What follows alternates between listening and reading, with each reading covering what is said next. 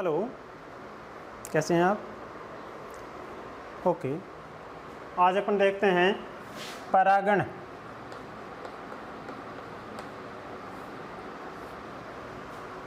परागण किसको कहते हैं, कितने प्रकार का होता है? तो परागण को समझने के लिए जैसे अपन ने नर युग्मकोद्भिद और मादा युग्मकोद्भिद में पुष्प की संरचना देखी है।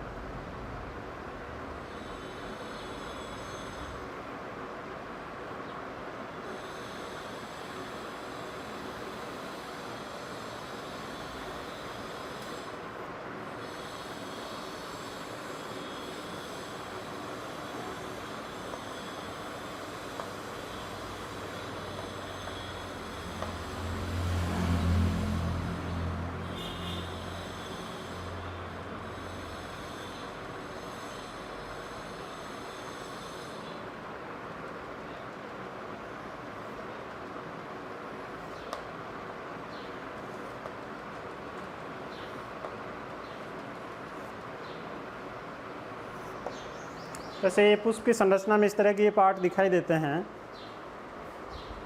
इसमें ये वाला भाग वर्तिकाग्र, वर्तिका और ये अंडाशय,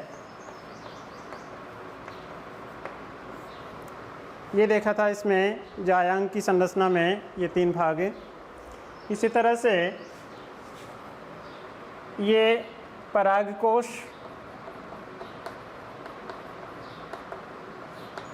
और ये पुतंतु। तो पुष्प की संरचना में वर्तिकाग्र, वर्तिका और अंडाशय ये इसका मादा जन्नांग है। परागकोश और पुतंतु नर जन्नांग हैं।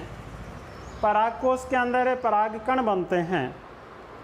जब परागकोश परिपक्व हो जाता है और इसमें परागकण मैच्योर होते हैं तो परागकोश का प्रस्फुटन होता है और परागकण पुष्प की वर्तिकाग्र पर किसी भी माध्यम से जाते हैं तो ये क्रिया परागण कहलाती है। इसको समझने के लिए कि जैसे ये पुष्प की संरचना है, यहाँ परागकोश के अंदर ये परागकण बनेंगे। इन परागकणों का परागकोश से निकलकर पुष्प की वर्तिकाग्र पर पहुँचना, ये परागण की क्रिया कहलाती है।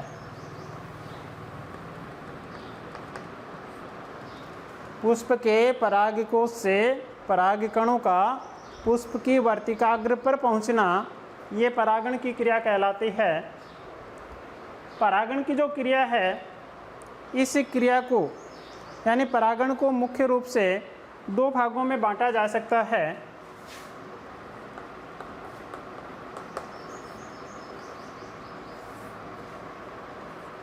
स्वपरागण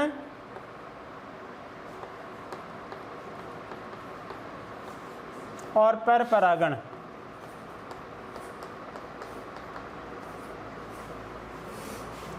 तो परागण की क्रिया को दो प्रकार से दो भागों में बांटा जा सकता है, स्वपरागण और परपरागण।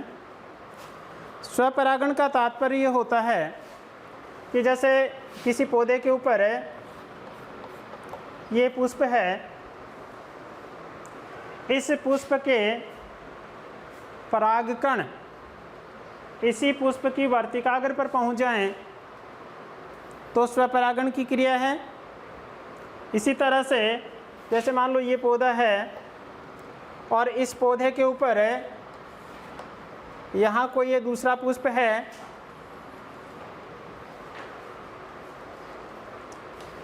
अब इस परागकोश से परागकण इसी पौधे के दूसरे पुष्प की वर्तिकाग्र पर पहुंच जाएं तब भी इसको स्वपरागण कहते हैं।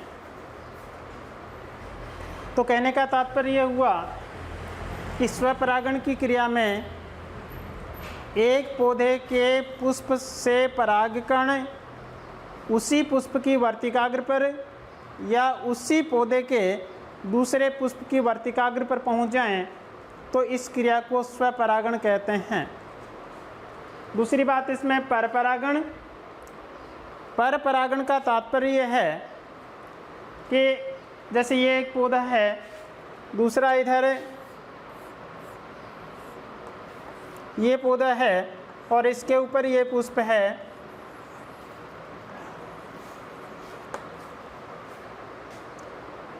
दोनों एक ही प्रजाति के पौधे हैं।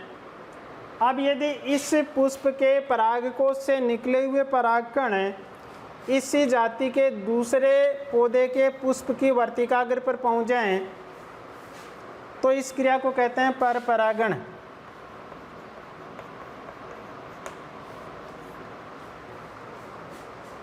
तो यहाँ तक परागण की क्रिया यानी पुष्प के परागकोश से परागकणों का पुष्प की वर्तिकाग्र पर पहुँचने की क्रिया परागण कहलाती है। परागण दो प्रकार के, स्वपरागण और परपरागण। स्वपरागण में एक ही पुष्प के परागकोश से निकले हुए परागकण यदि उसी पुष्प की वर्तिकाग्र पर पहुंच जाएं, तो उसको स्वपरागण कहते हैं। या एक ही पौधे के पुष्प से परागकोश से निकले हुए परागकण उसी पौधे के दूसरे पुष्प की वर्तिकाग्र पर पहुंच जाएं, तो भी वो स्वपरागण की क्रिया है। परपरागण, इसमें एक पौधे के पुष्प के परागकोश से निकले हुए परागकण उसी जाति के किसी दूसरे पौधे के पुष्प के वर्तिकाग्र पर पहुंच जाएं, तो उसको कहते हैं परपरागण। अब ये स्वपरागण जो है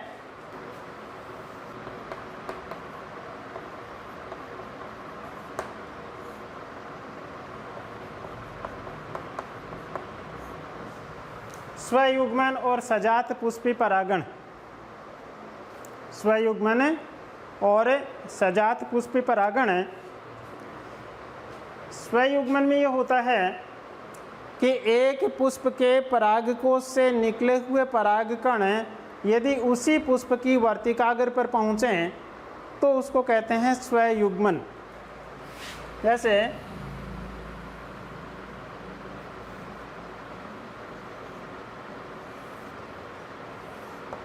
ये जैसे वर्तिकाग्र है, ये इसके परागकोश,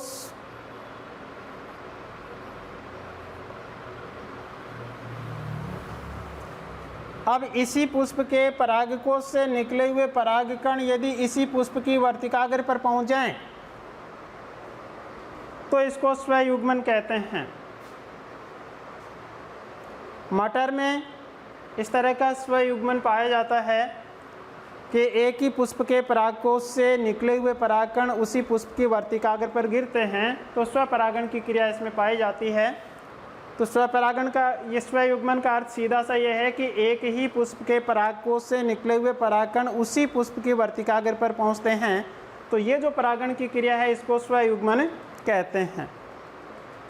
सजात पुष्पी परागण, इसका तात्पर्य यह है कि पौधे की जाति एक होती है, यानी जैसे मटर के पौधे पर एक ये पुष्प है, दूसरा मटर का पौधा ये है जिसके ऊपर ये पुष्प लगा हुआ है।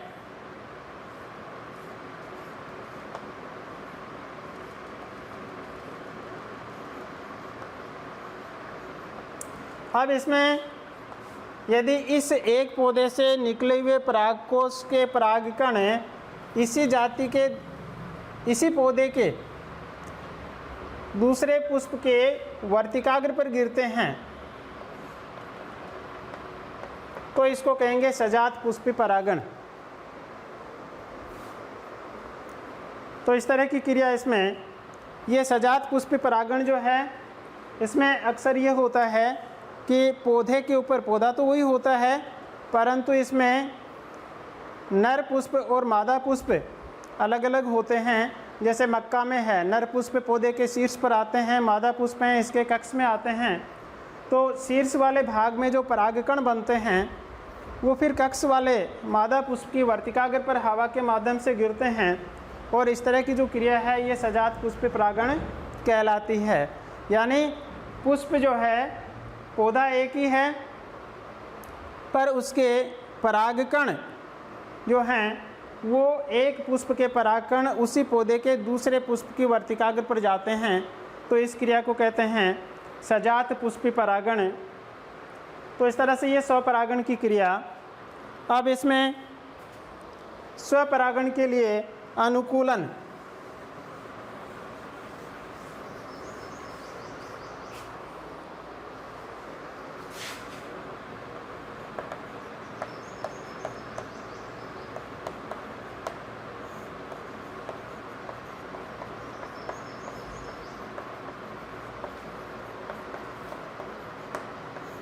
यानी पौधों में कुछ इस तरह की विशेषताएं पाई जाती हैं जिनके कारण से उसमें स्वपरागण ही होता है, पर परागण नहीं होता।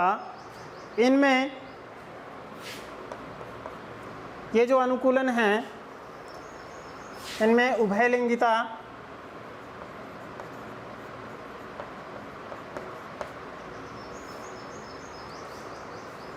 उभयलिंगिता का तात्पर्य यह है कि पौधे के अंदर ये द्विलिंगी पुष्प होते हैं, यानी एक ही पुष्प के अंदर नर और मादा जन्नांग दोनों होते हैं, और नर जन्नांग से निकले हुए परागकण उसी पुष्प की वर्तिकाग्र पर पहुंच जाते हैं।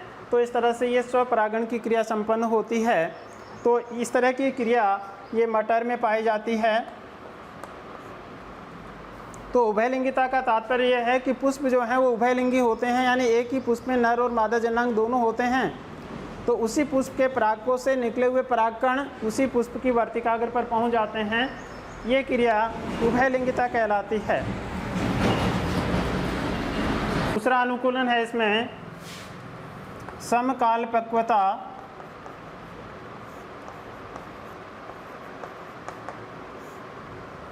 जैसा इसके नाम से पता चल रहा है, सम का अर्थ समान, काल का अर्थ समय, पक्वता का अर्थ परिपक्व होना, यानी पुष्प के नर और मादा जन्नांग एक ही समय में परिपक्व होते हैं। जिस समय परागकोश में परागकण बनकर के परिपक्व होते हैं उसी समय वर्तिकाग्र भी ग्राही हो जाती है। तो इस तरह से उसमें स्वपरागण संपन्न होता है। इस तरह का मिराबिलिस और कैथेरंथस,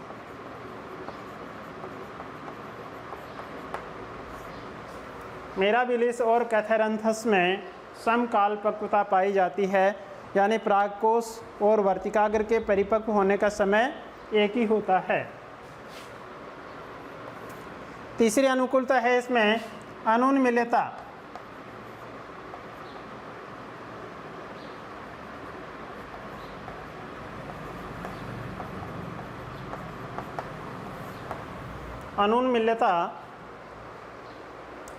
अनुन्मीलिता का तात्पर्य है कि कुछ पौधों के अंदर पुष्प खिलते ही नहीं, वो पुष्प हमेशा बंद रहते हैं।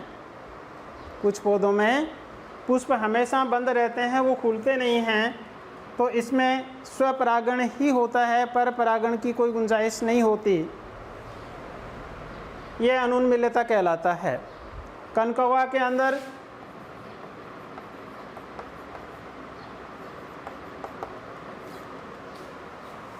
इस तरह की अनुन्मीलिता पाई जाती है। तो ये तीन अनुकूलताएं हो गई इसमें स्वपरागण के लिए। उभयलिंगिता यानी पुष्प के अंदर नर और मादा जन्नांग एक ही पुष्प में होते हैं। समकालपक्वता यानी पुष्प के नर और मादा जन्नांग समान समय में यानी एक ही समय के अंदर मैच्योर होते हैं, परिपक्व होते हैं। और अनुन्मीलिता यानी इस तरह के पौधे हैं कि इनके अंदर पुष्प कभी खुलते ही नहीं, हमेशा बंद रहते हैं। तो इनमें कनकौवा और वायोला ये ऐसे पौधे हैं कि उनके पुष्प हमेशा बंद रहते हैं, तो इनमें पर परागण नहीं हो पाता, स्वपरागण ही होता है। तो ये इस तरह की कुछ अनुकूलताएं हैं जिनके कारण से पौधों में स्वपरागण की क्रिया पाई जाती है, पर परागण इनमें नहीं होता।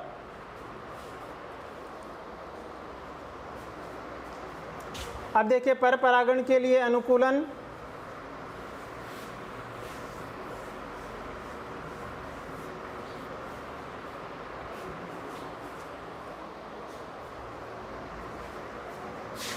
पर परागण के जो अनुकूलन है उनमें एक लिंगता,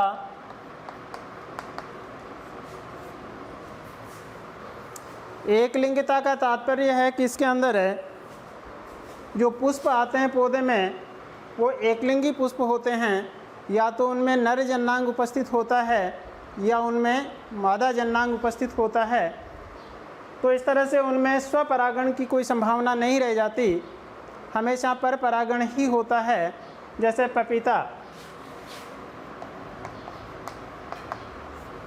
पपीता में नर पुष्प और मादा पुष्प ये अलग अलग होते हैं, इसलिए एक लिंगता जो है वो इसमें पाई जाती है, यानी हमेशा इसमें पर परागण ही होता है, स्वपरागण की क्रिया नहीं पाई जाती।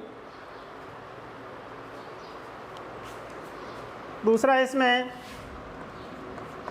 भिन्न काल पक्वता।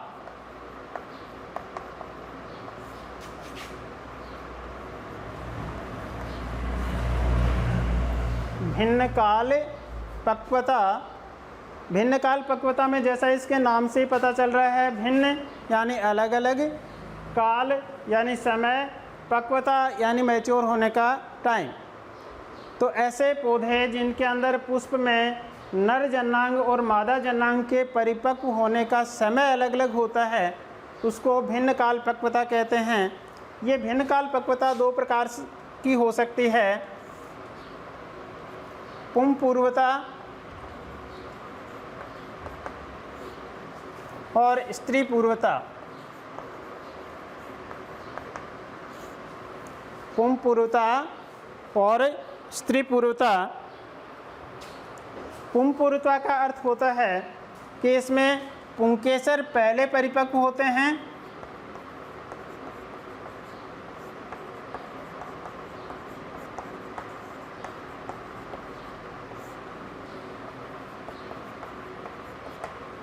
पुंकेसर पहले परिपक्व होते हैं और जायांग बाद में।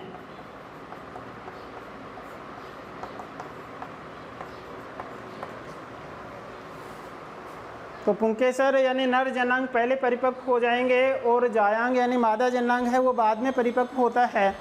तो इसमें पर परागण ही होगा, स्वपरागण नहीं होता। इस तरह की जो क्रिया है ये पुंपूर्वता कहलाती है। साल्विया में ऐसा होता है। तो पुंपूर्वता का तात्पर्य हो गया कि जिसमें नर जनांग पहले परिपक्व हो जाएं, मादा जनांग बाद में परिपक्व हों। तो इस तरह के जो पूर्वता मैच्योरेशन का जो समय है वो पुंपूर्वता कहलाती है। स्त्री पूर्वता का तात्पर्य है कि इसमें जायांग पहले परिपक्व होता है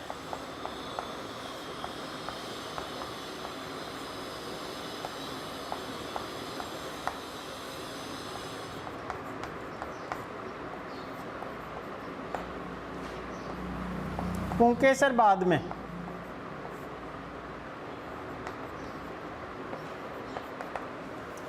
तो स्त्री पूर्वता में जायांग पहले परिपक्व होगा और पुंकेसर बाद में परिपक्व होते हैं। इस तरह की ये जो क्रिया है ये क्रूसिफरी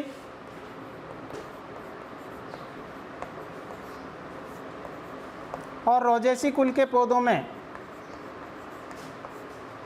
क्रूसिफरी और रोजेसी कुल के पौधों में ये पाई जाती है।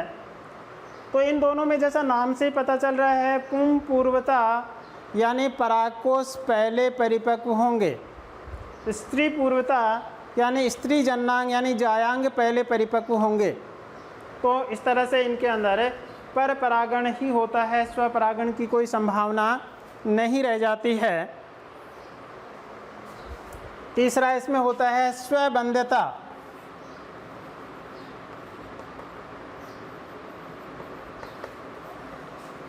स्वबंध्यता, कुछ पौधे ऐसे होते हैं कि उनके अंदर उसी पुष्प के परागकोश से निकले हुए परागकण यदि उसी पुष्प की वर्तिकाग्र पर गिर जाते हैं तो कुछ आनुवंशिकीय कारणों के कारण वो अंकुरित नहीं होते। तो इसके कारण से उनके अंदर पर परागण की ही संभावना बनी रहती है, स्वपरागण नहीं होता। इस तरह की स्वबंध्यता सेब में पाई जाती है।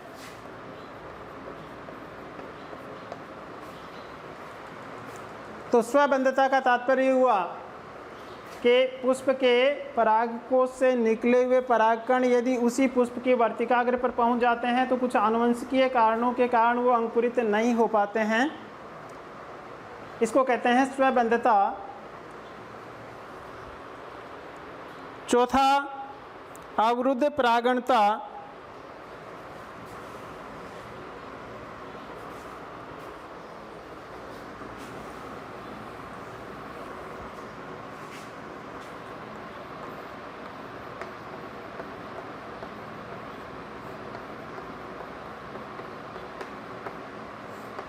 अवरुद्ध परागणता या हेरकोगेमी।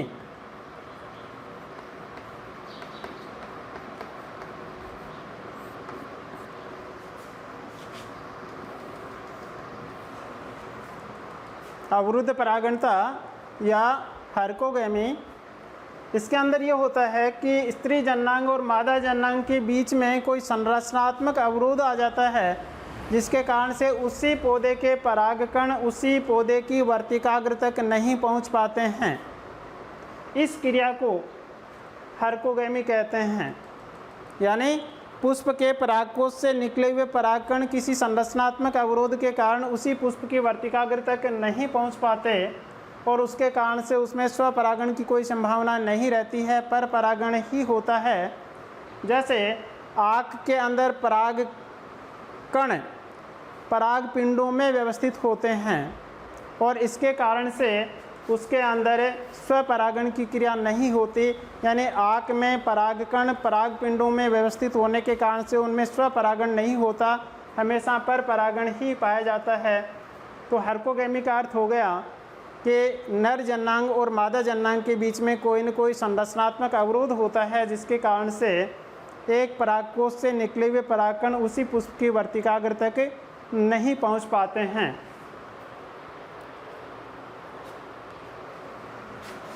पांचवा है इसमें विषम वर्तिकात्व। विषम वर्तिकात्व। विषम वर्तिकात्व का अर्थ ये होता है कि पुष्प के अंदर नर जन्नांग पुंकेसर बहुत लंबे हो जाएं और मादा जन्नांग बहुत छोटे रह जाएं, या मादा जन्नांग बहुत लंबे हो जाएं यानी वर्तिकाग्र काफ़ी लंबाई पे हो पुष्प में और परागकोश काफ़ी छोटे हों, तो इस तरह की क्रिया को विषम वर्तिकात्व कहते हैं। जब एक ही पुष्प के अंदर वर्तिकाग्र बहुत लंबी हो जाए और उसके पुंकेसर बहुत छोटे हो जाएं, या किसी पुष्प में पुंकेसर बहुत लंबे हो जाएं और वर्तिकाग्र छोटी हो जाए, तो उसमें स्वपरागण की क्रिया संपन्न नहीं होती, क्योंकि लंबी वर्तिकाग्र लंबे परागकोश से निकले हुए परागकणों से ही निषेचित होती है, यानी वहाँ पर वो अंकुरित होते हैं, और छोटी वर्तिकाग्र छोटे परागकोश से निकले हुए परागकणों से वहाँ निषेचित होती है, वो अंकुरित होते हैं। इस तरह की जो क्रिया है ये प्रिमरोज में पाई जाती है।